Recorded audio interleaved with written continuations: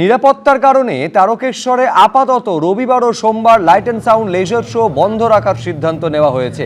পালা বদলের পর শ্রাবণী মেলা উপলক্ষে দুধপুকুর এলাকায় ব্যবস্থা করা হয়েছে লেজার লাইট শো এর। গত কয়েকদিন ধরেই সেই লেজার শো দেখতে ভিড় জমাচ্ছিলেন প্রচুর মানুষ। শ্রাবণ মাসে রবি ও সোমবার লক্ষ লক্ষ ভক্তের সমাগম হয় তারকেশ্বর মন্দিরে।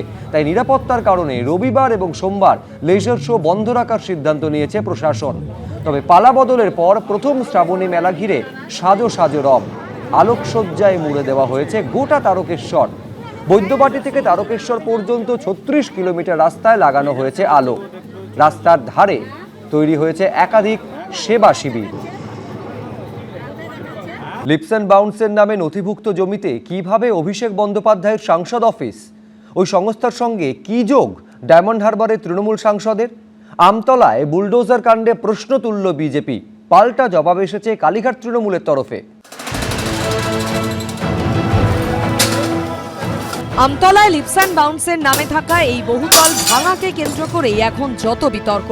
এখানেই রয়েছে অভিষেক বন্দ্যোপাধ্যায়ের সাংসদ কার্যালয়, যা কাগজে কলমে নথিভুক্ত লিপস অ্যান্ড বাউন্সের নামে। সেই ভবনে বুলডোজার চলতেই আইনের দরজায় কড়া নাড়ল ওই সংস্থা। আর যার থেকে আরও একবার স্পষ্ট হয়ে গেল লিপস অ্যান্ড বাউন্সের সঙ্গে অভিষেক বন্দ্যোপাধ্যায়ের যোগ। যে এই হচ্ছে দুটি নোটিশ দেখো, একটা হচ্ছে 30/6/2026, একটা হচ্ছে 7/7/2026। এবং সেই নোটিশে স্পষ্ট করে এখানে লেখা রয়েছে, যেটা নোটিশটা দেওয়া রয়েছে হিয়ারিং নোটিশ, এবং সেখানে Amit Bandyopadhyay director Leaps and Bounds private limited, এবং ওনাকে উদ্দেশ্য করে এই নোটিশ এবং হিয়ারিং নোটিশ। এবং সেখানে বলা হচ্ছে এই ঠিকানার কথা উল্লেখ করে প্লট নাম্বার করে 509, 512 এই প্লট নাম্বার খতিয়ান নাম্বার দিয়ে বলা হচ্ছে যে 15/7/2026 দুপুর 2টোয় হিয়ারিংয়ের জন্য ডাকা হচ্ছে। এর আগে প্রাথমিকে নিয়োগ দুর্নীতি মামলায় সামনে আসে লিপস অ্যান্ড বাউন্সের নাম। সেই সময় অভিষেক বন্দ্যোপাধ্যায় নিজেই স্বীকার করেন তিনিই ছিলেন এই সংস্থার সিইও। আমি এখনো ওই পদে আছি।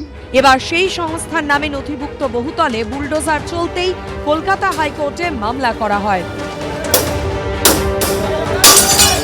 তাহলে ওই লিপস অ্যান্ড বাউন্স আর মমতা মানে অভিষেক ব্যানার্জি এক হ্যায়, এটা তো বহু পুরনো তত্ত্ব। এটার মধ্যে নতুনত্ব কি আছে? এটা তো বহু পুরনো তত্ত্ব। লিপস অ্যান্ড বাউন্সের মালিক যে অভিষেক, এটা আমরা আগেও জানি। লিপস অ্যান্ড বাউন্সের শুধু অভিষেক না, অভিষেকের বাবা, অভিষেকের মা, অভিষেকের বাড়ির আরো অনেক আত্মীয়রা যুক্ত আছে লিপস অ্যান্ড বাউন্সের সাথে। এটা তো পুরনো কথা। বুলডোজার অ্যাকশনের বিরুদ্ধে কলকাতা হাইকোর্টে মামলা দায়ের করে লিপস অ্যান্ড বাউন্স, যার প্রেক্ষিতে রাজ্য সরকারের তরফে অ্যাডভোকেট জেনারেল সুরজিৎ নাথ মিত্র বলেন, আমতলায় 507 দাগ নম্বরের জমিতে থাকা বেআইনি নির্মাণ ভাঙা হচ্ছে। লিপস অ্যান্ড বাউন্স কিনেছে তার আশপাশের 509, 512 দাগ নম্বরের জমি। ফলে ওরা এই মামলা করতেই পারে না। মামলাকারীর আইনজীবী কিশোর দত্ত পাল্টা সওয়াল করেন, যদি তাই হয় তাহলে কোন প্রেক্ষিতে লিপস অ্যান্ড বাউন্সের নামে নোটিশ দেওয়া হলো?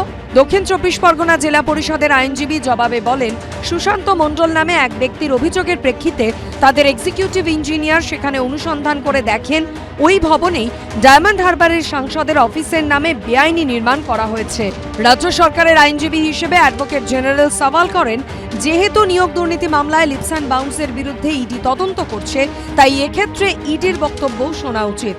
যে পার্টি অফিস তাহলে এখানে এই দলে পশ্চিমবাংলা সারা ভারতবর্ষ যে যত পার্টি অফিস আছে, তাহলে সবার বিল্ডিং প্ল্যান আইনমতো স্যাংশন সব কিছু আছে কিনা, কোনো ডেভিয়েশন আছে কিনা চেক করা হতো। এটা যে রাজনৈতিক প্রতিহিংসা থেকে করা যাচ্ছে, এটাই তার প্রমাণ যে বেছে বেছে তৃণমূল কংগ্রেসের অফিসকেই ভাঙা হচ্ছে। এটা কিন্তু সম্পূর্ণভাবে রাজনৈতিক প্রতিহিংসার ব্যাপার। প্রশ্ন হলো, লিপস অ্যান্ড বাউন্সের জমিতে তৈরি ভবনে কিভাবে নিজের সাংসদ অফিস করেছিলেন Abhishek Bandyopadhyay? Lips and bounce একটা কোম্পানি, যেখানে তার বাবা আছেন, মা আছেন, স্ত্রী আছেন, কালীঘাটের কাকু আছেন, আর তিনি সিইও হিসেবে আছেন। অতএব তাদের পরিবারের এবং তার এটা একটা কোম্পানি। এবং কেন্দ্রীয় তদন্তকারী সংস্থা অনেক দিন আগেই বলেছিল যে এতে অনেক বেআইনি লেনদেন আছে। পার্টি অফিস পার্টির নামে থাকবে, যে কার থেকে লিজ নেবেন কিন্তু পার্টির নামে থাকবে, কিন্তু লিপস অ্যান্ড বাউন্স মালিকানা তাহলে পার্টিটার মালিক তো লিপস অ্যান্ড বাউন্স হয়ে যাচ্ছে। কলকাতা হাইকোর্টে জরুরি ভিত্তিতে শুনানির প্রেক্ষিতে বিচারপতি রাজা বসু চৌধুরী 31শে জুলাই পর্যন্ত আমতলার ওই বহুতল ভাঙার উপর স্থিতাবস্থা জারি করেন। এই সংক্রান্ত মামলার পরবর্তী শুনানি হবে হাইকোর্টের রেগুলার বেঞ্চে।